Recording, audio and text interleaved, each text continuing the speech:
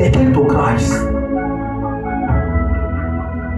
Now the main essence why they came to Christ was not just because of what they want to get from him. And that was why Jesus was trying to ask them. He said, whom do you seek? Because you leaving what you have behind and following me, that means there is something you seek. But I need to know what you as an individual you are looking for. So they have to say to Jesus, let's go. Let's go and know where you are staying. So where you are staying will bring conviction to us if to stay or not.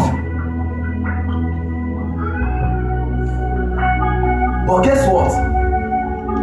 The moment one of them encounter Jesus, they went and called others. They said, come. The person that we have been searching for, we have seen him. The person that we are looking for, we have seen him. My friend, you keep quiet. I'm facing. The person that we are looking for, we have seen him.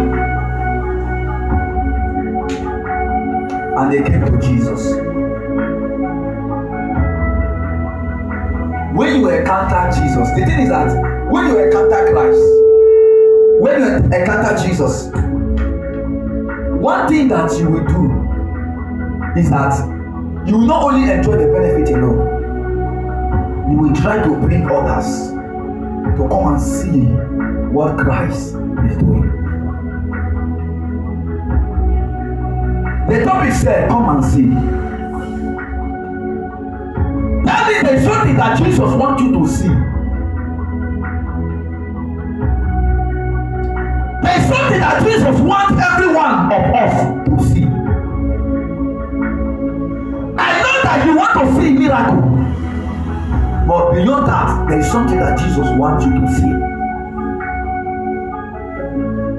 Jesus can give you miracle, can give you what you need, but beyond that, he wants you to see him. And that was why when Nathanael heard about Jesus, when Philip came to Nathanael, he said, we have seen him. We have seen the Messiah. Do you know what Nathanael said? Nathanael said that, can any good thing come out from Nazareth? Can any good thing come out from Nazareth? There is a reason why Nathanael had to make that statement. Because he knew that Jesus was not the first man that came from Nazareth. There was a man that came from Nazareth before Jesus, which was Samson. And we saw the life of Samson. We saw the story of Samson. We saw the situation around the life of Samson. How Samson ended up.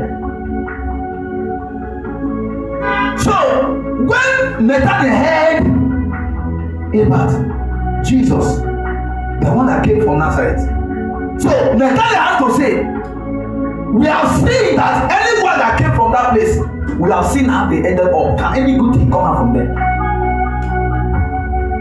So Philip knew that there is nothing that I will say that I will be able to convince this man. Do you know what Philip had to say? Philip had to borrow the statement that Jesus said to them. He said, come and see. So Philip said to Nathanael, he said, come and see. When you come and see, when you see things for yourself, then you will have that conviction if truly he is the Messiah. And the Bible said that Philip came and Nathanael came to Jesus. When he came, he was able to testify. Conviction came that he is the Messiah. You can say that when Nathanael came, the first thing that Jesus had to do was not miracle, was not to give him miracle. Was not to give him miracle. You will need that. was not to give him miracle, but was to reveal himself to him.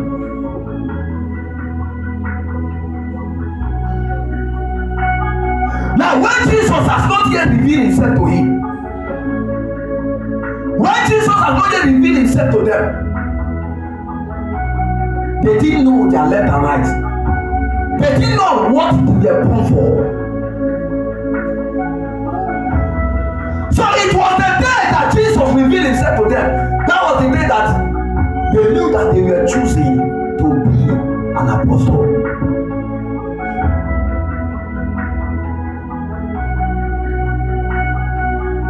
When you give your life to Christ and accept Jesus, one thing you will find in your life, you'll be able to see yourself.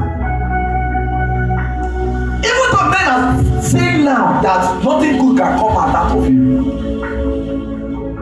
even though men are saying nothing good can come out from your family, the thing is that don't be carried away with the statement of men. The thing is that just look up to God and run with what God is saying in your life. I tell you that I know that you said that nothing good can come out from our life, but just watch and see. Watch and see what God will do in my life. Praise God. Praise Master Jesus. So, as I begin to round up, the Bible says in the book of John, chapter 3, verse 30. The Bible says they came to Jesus and they were asking Jesus, they were asking John the Baptist rather, question. Do you know the question they were asking John the Baptist? They said, the one you baptize, the one you testify of, the one you bear witness, the one you bear witness of, is baptizing, is doing exploit. But do you know what Jesus had to say to them? What John the Baptist had to say to them? John the Baptist had to say to them, for this reason I came that I may decrease, that Christ may increase. So that means that in a church or in any church you'll find yourself, it's not just about the man of God. It's not just about the pastor. It's not just about the person in charge coordinating. The person is just a servant. The person is just a servant bearing witness for someone. The owner of the church is Christ. And as a witness, as a man, as a servant, do you know what you must do?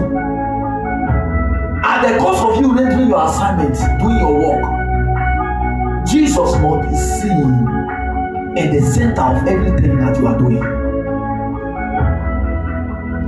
So you may not just show to men and start taking men's attention from Jesus to yourself.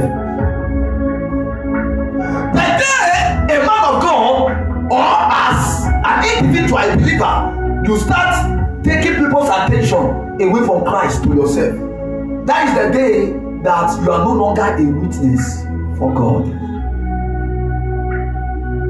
Because your assignment is to take or redirect the direction of men to Christ. That was what John the Baptist did.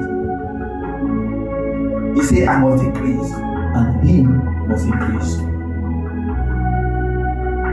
Most times when we do go to some places, some churches, we find out that everything in the church is just about the man of God. It's just about the man of God. But the thing is not supposed to be so. It's not supposed to be so. So, the day you submit your life to God, that is the day you will see the best. You will see that hidden strength inside of you.